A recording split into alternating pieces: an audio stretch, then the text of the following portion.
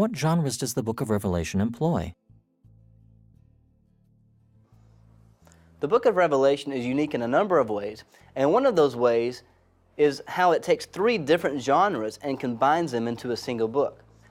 Revelation employs prophecy, apocalyptic, and the form of a letter for John to make his point.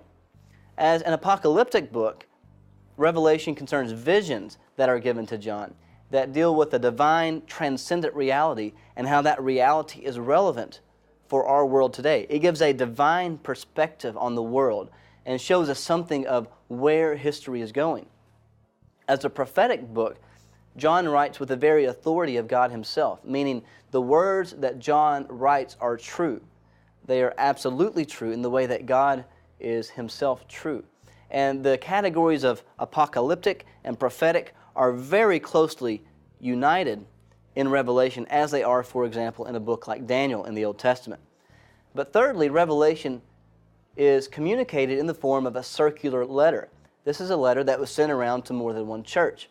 And as a letter, Revelation was relevant for churches even in the first century.